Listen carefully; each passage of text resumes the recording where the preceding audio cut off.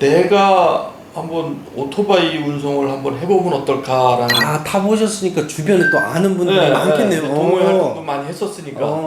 그래서 이제 오토바이 운송을 하는 용달로 업종을 바꾼 거죠. 일반 화물에서 오토바이 용달로. 이것도 영업이 되는구나.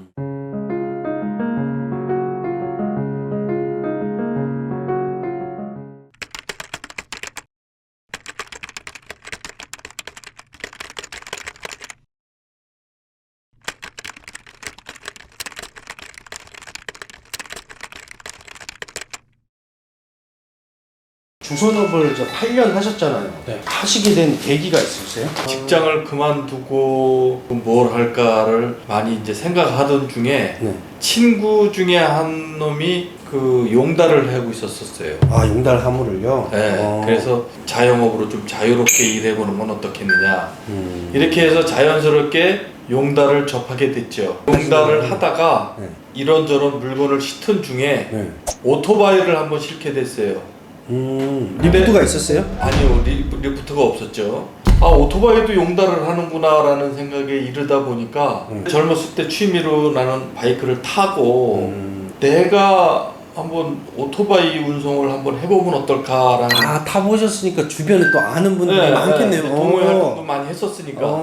그래서 이제 오토바이 운송을 하는 용달로 업종을 바꾼 거죠. 일반 화물에서 오토바이 용달로. 그래서 이제 리프트도 없이 그렇고 하다 보니까 좀 위험 부담도 있고. 점차 시간이 지나면서 조금씩 문의가 오더라고요. 이것도 영업이 되는구나. 차가 이제 그거 갖고는 안 되겠더라고요. 오토바이 전용 리프트로 아예 그냥 긴 거 뭐 아예 2,500짜리로 그냥 그렇게 해서 바꿨죠. 바꾸고 나서 오다가 점점 많아지니까 내가 혼자 카바를 못 하는 거예요. 그래서 이제 주선을 하게 됐는데 주선면허 없이는 못 하잖아요. 등재도 안 되고 안 되죠. 자연스럽게 주선 면허를 사게 된 거죠. 또 알아보셨네요. 네. 전업도 뛰고 주선도 하고 처음에 복합 면허를 구입을 했어요. 그래서 그때는 화물하고 이사하고 같이 이사를 전문으로 하는 놈이 있어서 그 놈을 염두에 두고 했는데 결국은 안 하려고 그러더라고. 그래서 그러면 너는 이사는 안 하고 그동안 계속 화물만 내가 병행하면서 콜센터 운영하면서 작년에 이제 큰 수술을 받으면서 하던 용달차를 처분을 하고 주선만 한 게 아니라 같이 하셨구나. 같이 했었어요. 상대적으로 일반 화물은 빈도가 많지만 바이크는 조금 오다 건수가 적으니까. 적고 운송업이 아주 안 좋아졌어요. 올해 들어서 전멸이에요. 바이크 매매도 전멸이에요. 경기가 안 좋아지면 그런 것부터 거래 자체가 안 돼요. 가격이 내려가고 그렇더라고요. 그래서 이제 작년에 그런 사고를 당하면서 용달차를 처분을 하고 이제 주선만 했는데 내가 현업에서 일을 안 하니까 조금씩 오다가 주는 거예요. 그래서 이제 아예 이 기회에 이제 놓자. 정리를.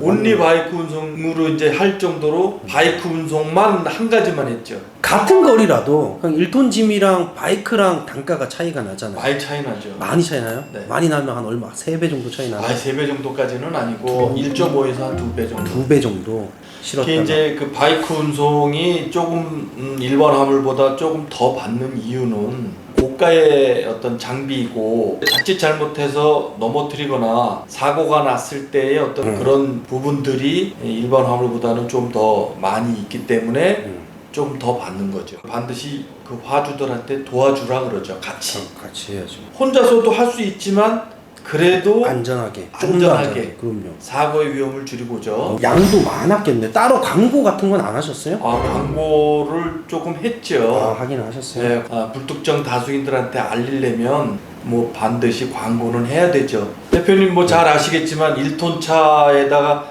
리프트 최장 길이로 할 수 있는 게 2.5m거든요. 그때 나는 전문으로 하는 거니까 제일 긴 거 해가지고 뭐 롱바디까지 전부 다 그냥 바이크에 2바퀴가 다 들어갈 수 있게끔 그렇게 제작을 해서 유압으로 하는 거니까 아주 전문적으로 했죠.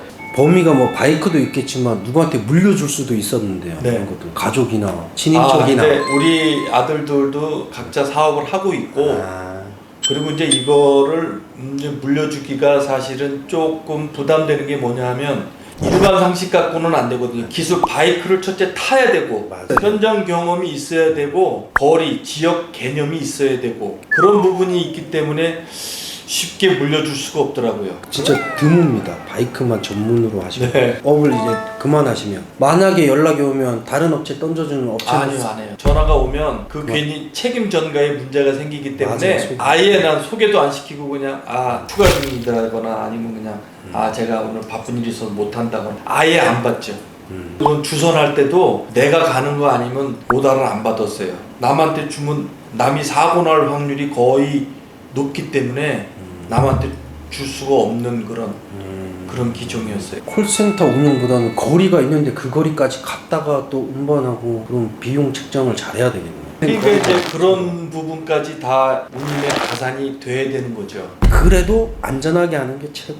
셋다 난감해요. 기사도 난감하고 받지 않은 오토바이 차주도 난감하고 콜센터도 난감하고 다 어려움이 있는 거죠.